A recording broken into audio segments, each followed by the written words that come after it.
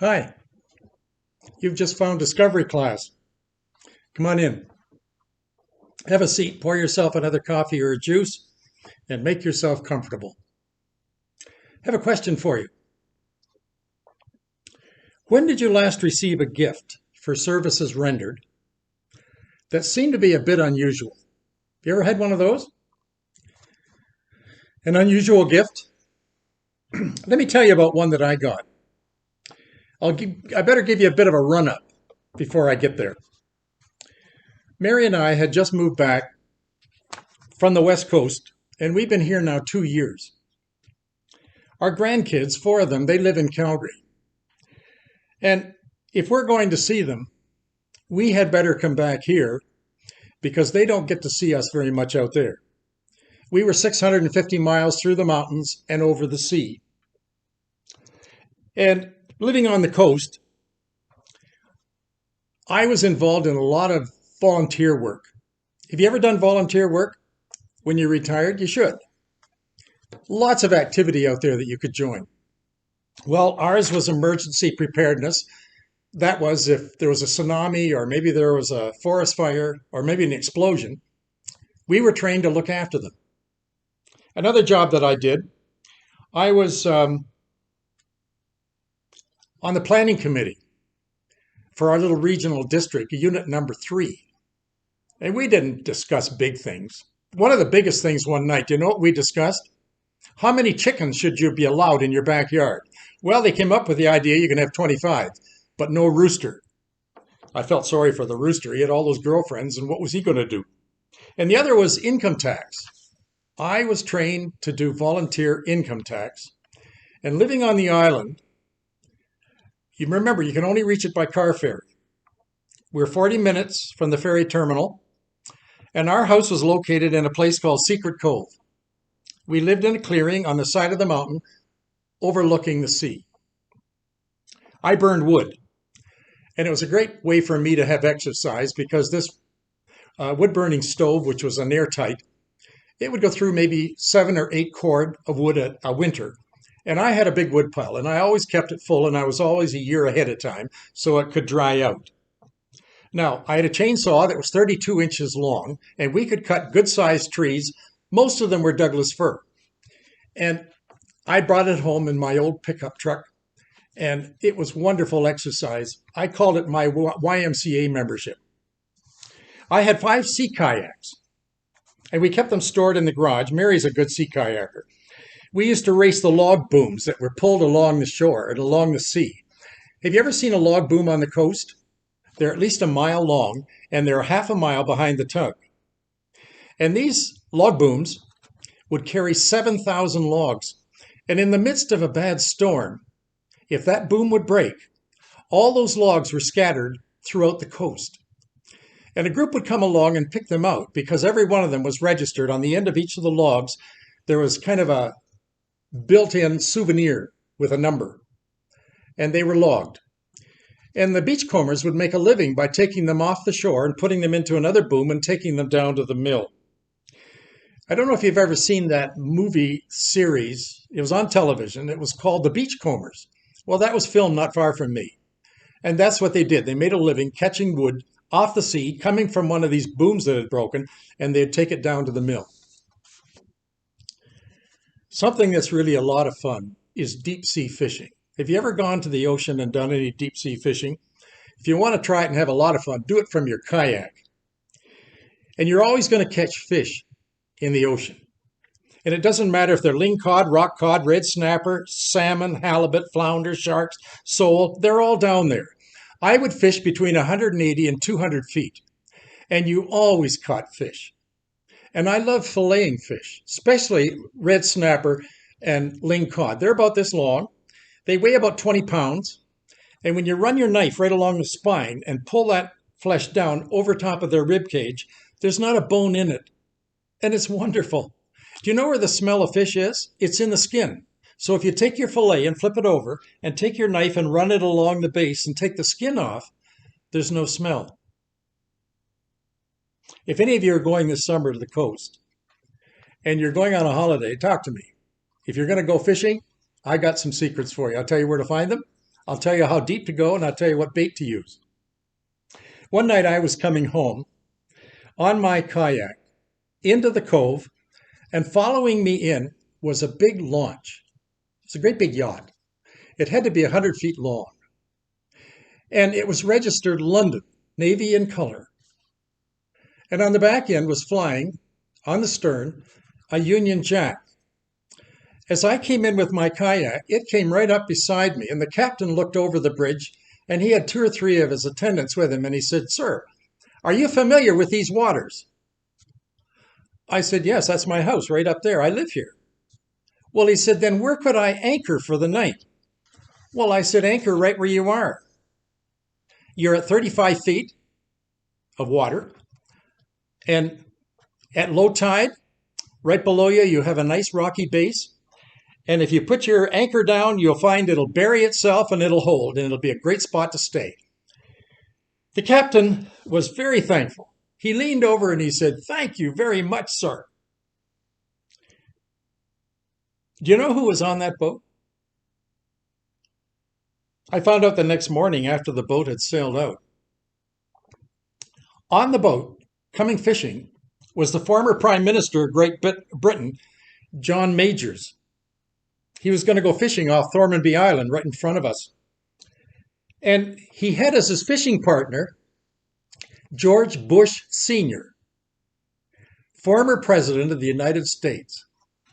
I thought to myself, if the leaders of the world can go anywhere and go fishing, and they have to come to my place, I must be in the right spot.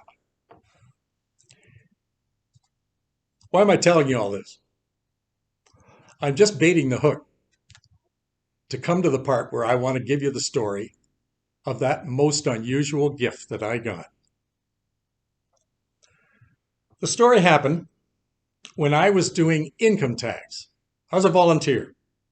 And being a volunteer income taxer on the island, the Canadian government trains locals, like myself, volunteers, to do tax returns.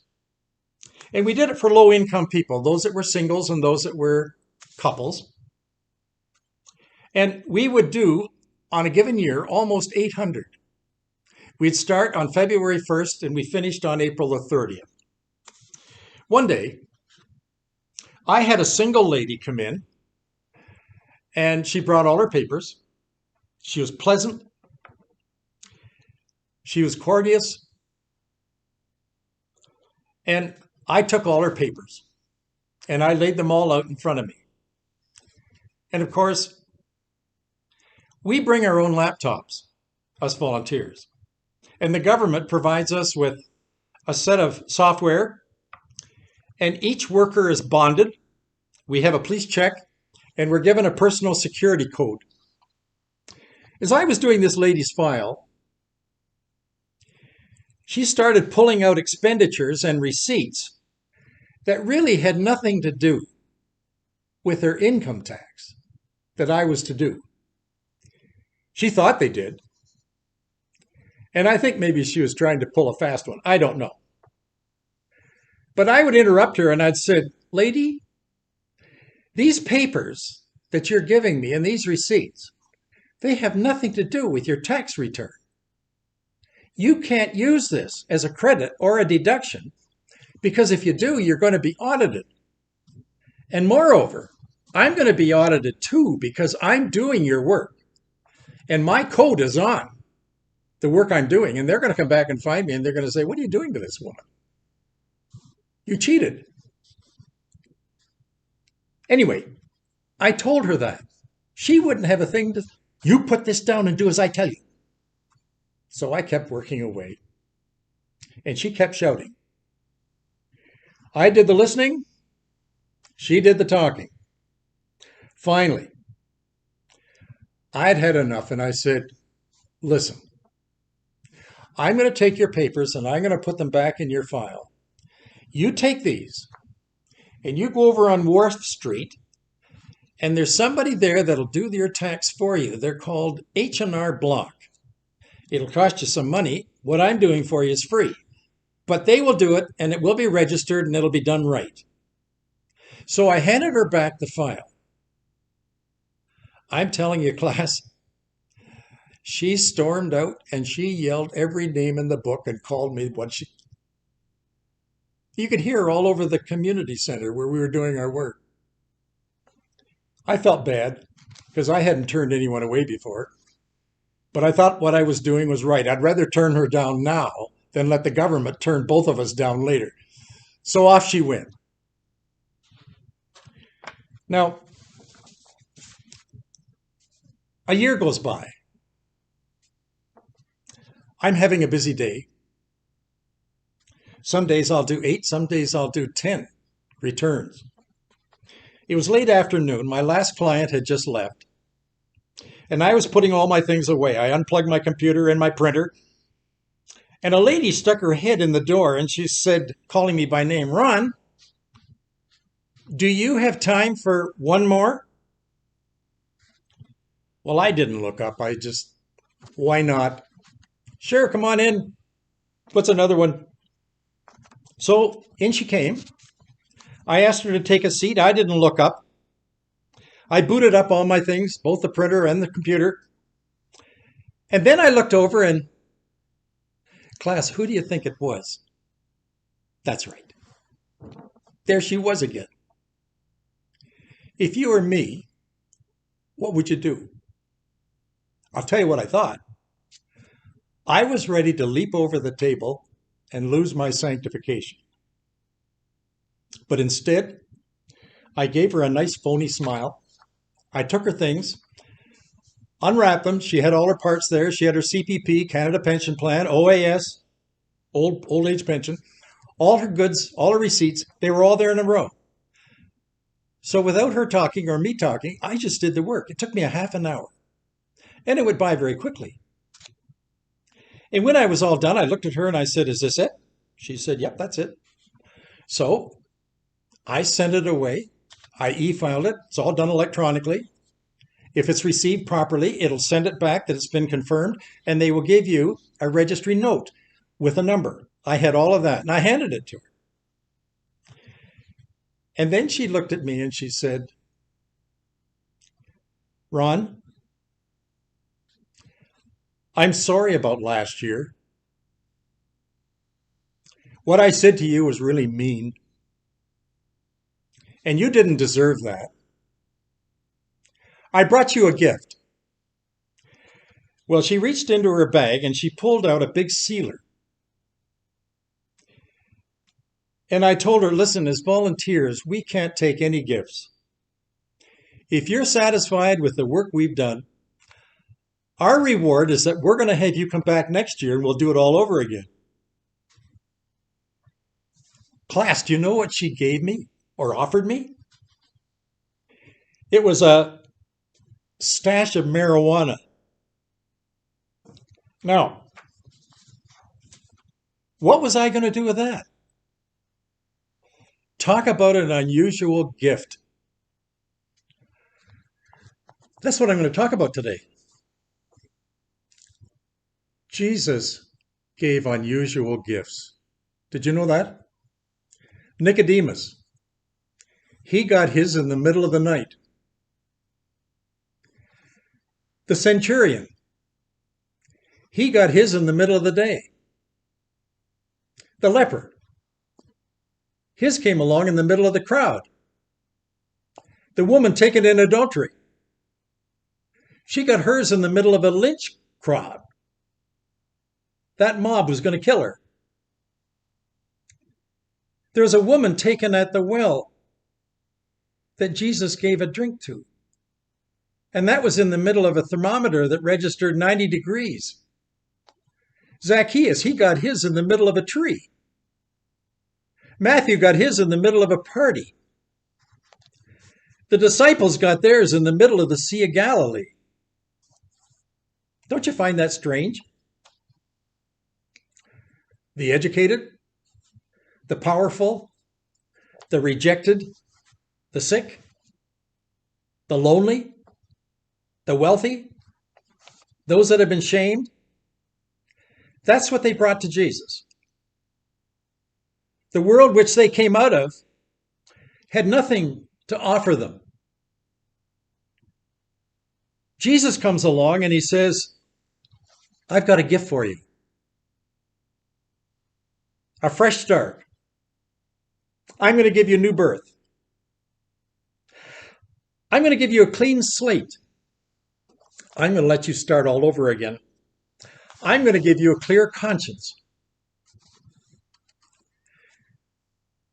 The one that I want to focus on this morning appears right in the middle of the Easter story.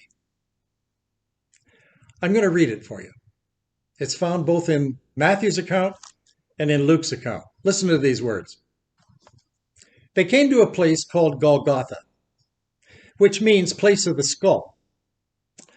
There they crucified Jesus. 2 robbers were crucified with him, one on his right and one on his left. Those who passed by hurled insults at him, and in the same way the robbers who were crucified with him also heaped insults on him. The people stood watching, and the rulers all sneered. They said, "He saved others. Let him save himself if he's the Christ of God, the chosen one." One of the criminals who hung there hurled this insult at Jesus. "Aren't you the Christ? Save yourself. And while you're saving yourself, save us too." But the other criminal, it says, rebuked him. "Don't you fear God?" he said. "We're punished justly, for we're getting what we deserve. But this man has done nothing wrong."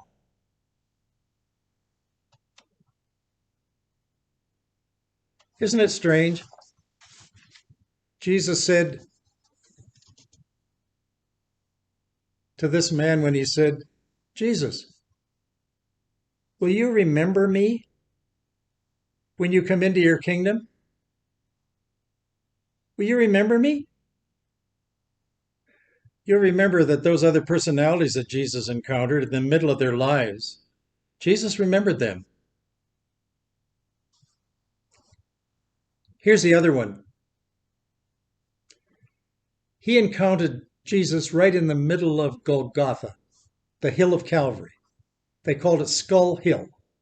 Windswept, no vegetation, only stone, very visible. It was done on a hill because everybody that came out of that city through that gate stared at what was going on that hill. The thief committed one crime after the other. Finally, they got caught. Now they're going to be sentenced. And the sentencing was crucifixion. Right beside him, there on the hill, this one robber, he sees Jesus, also being crucified. Earlier, he had mocked the man. Remember? When the crowd yelled the chorus of criticism, he joined right in. But something now has changed him. He's not mocking now. Not anymore. Instead, he's staring at Jesus. And his eyes catch Jesus' eyes. They're staring at each other. He studies him. Who is this man? He's so different.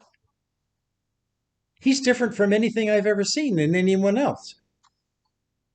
All the cursings, all the insults, all the mocking. Jesus is so quiet.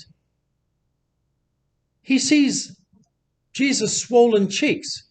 He sees his black eye where he's been beaten. He sees his flesh where the blood is trickling down over his temple, flowing from a crown of thorns that's been plucked on his head. In his scalp, it's digging in. Then he hears from his lips these soft words, "Father, Father, forgive them. They don't know what they're doing." Why did the Romans, all the snarly crowd, Why did they want him dead? That thief, he's got to be in pain. The nails, the size of railway spikes, pierced right through his wrists. His legs, they've been cramping. He can't lift his body anymore. The nails through his feet. The pain is excruciating. But his heart, that heart of this thief that's been so stony and so cold, all his criminal life, it begins to melt. He suddenly has different feelings. He's not ticked off with the world anymore. He's not looking at the crowd around him. He sees the soldiers right below him throwing dice in the dirt. And they're gambling for whose robe? Jesus' robe. Above Jesus' head, he sees a homemade sign that says, King of the Jews. Is he really the king? If he is, I like him, said the thief. That's the king I want. Then came the words from his pal, the other thief, on the other cross. So, if you're this great Messiah that everyone's been bellying talking about, well then, prove it. Save yourself and us too. Don't you find that strange? Two people can hear the same words. They can view the same sight. One sees hope, and the other doesn't see anything but himself. The first criminal, he says to himself, and he says to the other one, keep quiet. Don't you fear God? You're dying. We both deserve to die. You know what we did. We were purse snappers.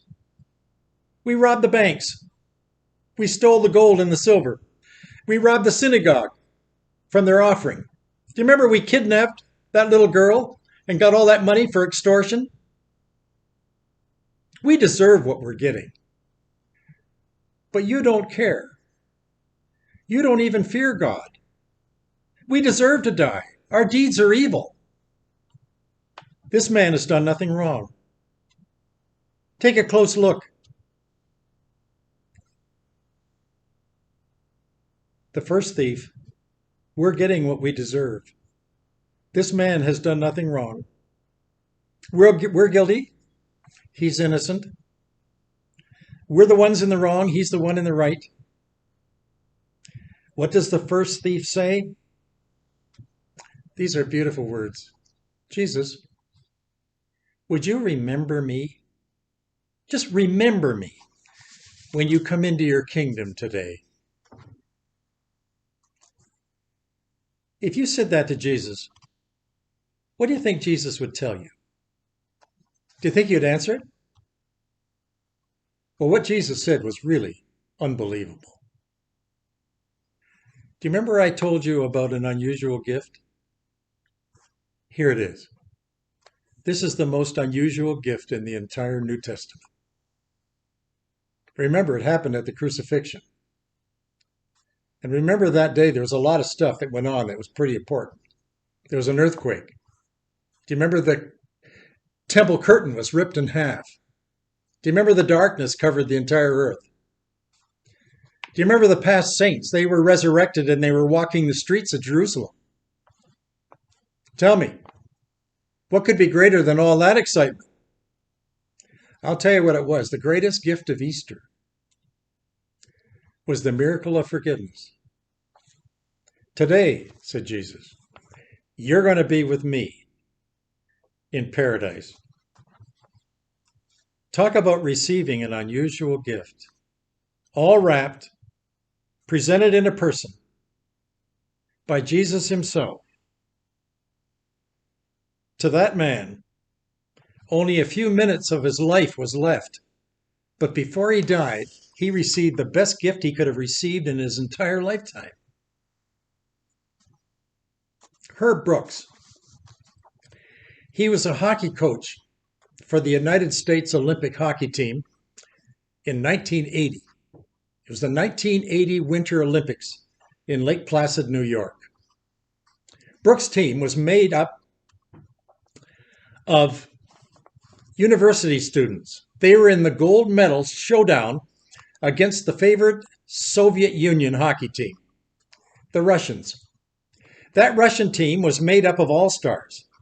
They had gathered from every team across the USSR, and every player was like a Rocket Richard or a Gordie Howe or a Wayne Gretzky. They had been formed as a team the year before, but they had also won the last 4 gold medals in hockey in the Olympics. So they had a reputation. Now,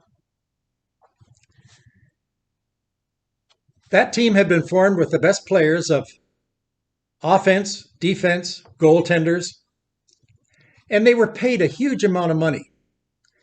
Now remember, they were supposed to be amateurs, but they weren't. They were a better team. They're like an all-star team from the National Hockey League. Now, over against that Russian juggernaut was the U.S. Olympic team coached by Herb Brooks. They were university students. Not one of them was over the age of 21 years of age. Hockey wasn't their major.